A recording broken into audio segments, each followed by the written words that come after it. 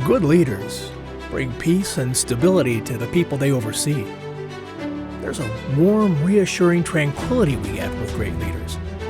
In baseball, leaders inspire and motivate individuals as well as the team. And sometimes, even fans are uplifted and encouraged to be better people. That's what great leaders do. They present their power and authority with integrity. Then there's these guys. Hey, baseball fan. Time for a little self-care and a few minutes of cardboard meditation. Welcome to the show that features some of baseball's oddest stories and the cardboard slabs that document them. Find peace and joy through baseball cards with your host, the Big Guy. Hey, welcome to Cardboard Meditation. I'm your host, the Big Guy. You know, having folks in charge that you trust and are willing to follow gives you a sense of security and well-being. But isn't it strange that the leaders that we all tend to remember over the years, the people that nobody wants to follow?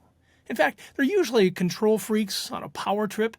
And hey, if nobody's following you, you're not leading.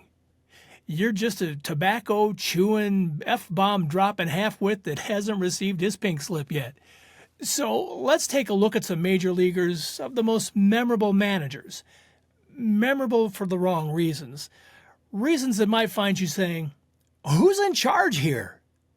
So in 1975, Red Sox manager Darrell Johnson took his group of young ball players and crafty veterans, guys like Fred Lynn and Jim Rice, Carl Yastrzemski, Dwight Evans, took them to the World Series, Game 7, all the way to the end. They almost beat Babe's curse back then, but it was not to be had.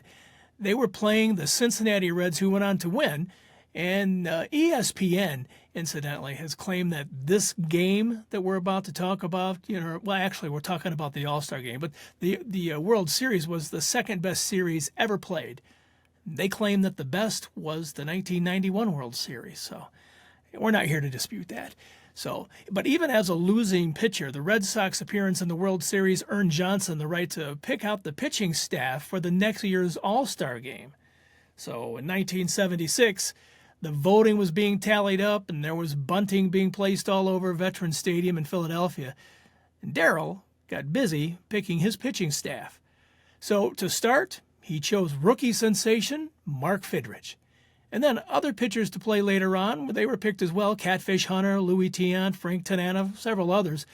Noticeably missing was Hall of Famer, or future Hall of Famer at that time, Jim Palmer, who was the reigning Cy Young Award winner. And he was having a good year, too. So the AL lost, and the next day, the press was asking questions about Mr. Palmer and why he didn't get the start. So they asked Jim Palmer what he thought.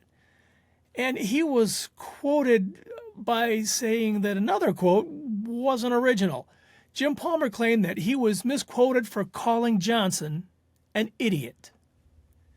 "I did not call Johnson an idiot," he said. "Someone else did." And I just agreed. This Jim Palmer card is from 1975 and is number 335. What a striking pose. That was a handsome guy. And next to him is the 1958 Darrell Johnson card when he was a player, and that is 1958 and card number 61. Okay, let's get talking about the Yankees, another group of ball players from the AL East back in those days. Phil Rizzuto, the great Yankee player and broadcaster, told a story about a day he'd never forget. It was September 6, 1950. He said he received a letter threatening him and others, Hank Bauer, Yogi Berra, and Johnny Mize. The letter stated that if Rizzuto and the other Yanks showed up in uniform against the Red Sox, they'd be shot. Rizzuto said he turned the letter over to the FBI and told his manager, Casey Stengel, about it. And then he went on to ask, you know what Casey did? He gave me a different uniform and gave mine to Billy Martin. See, he thought it would be better that Billy got shot. I think everybody knows why. Take a look at that picture, that 59 picture on that card. It kind of looks like a mugshot, doesn't it? Take a look at that 1954 Topps Phil Rizzuto number 17. You know, all the Yankee cards from that era just look absolutely beautiful, including these 1951 Bowman cards here of Yogi, number 2, Hank, number 183, and Johnny, number 50. And earlier on in this story, we saw that 1959 Billy Martin card. That's number 295. All right, Dick Stewart, Pittsburgh Pirate first baseman and two-time All-Star, was not known for his defensive talents.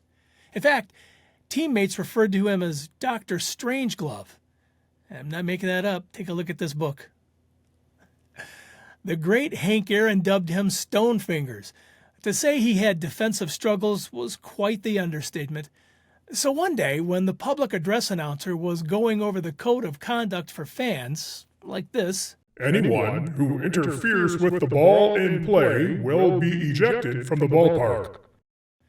Pirates manager Danny Murtaugh couldn't resist a jab at Dick Stewart.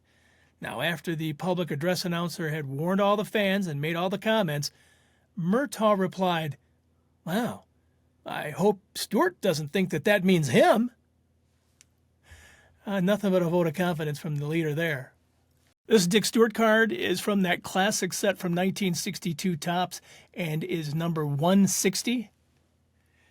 And here's Danny Murtaugh's card as well from 1963, number 559, which is a high number. Topps 1963 Danny Murtaugh. Okay, Frankie Frisch, another Hall of Famer in his own right. Before a series, St. Louis manager Frankie Frisch instructed his entire pitching staff to avoid throwing Brooklyn's Tony Cuccinello a fastball. The word was out. Dizzy Dean, he's a Hall of Famer as well. He had to put in his 2 cents, and he objected. He says, "He can't hit my fastball, coach." He begged Frisch to let him throw Cuccinello a fastball. Frisch refused. He said, "No, we're not going to do that." Finally, with the game in hand, he relented. You know where this is going. Dean threw Cuccinello a fastball. Cuccinello hit it out of the park. Dean turned to Frisch and said, "By gosh, Frankie, you were right. For once." Take a look at this card. It's just absolutely beautiful.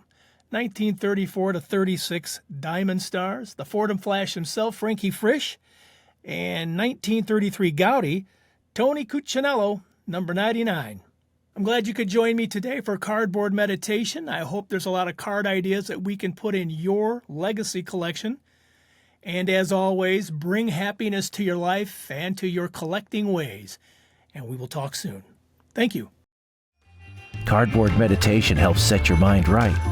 Thank you for watching. Show us your appreciation by clicking the like and subscribe button. Ring the bell while you're at it so you'll know when we upload a new story.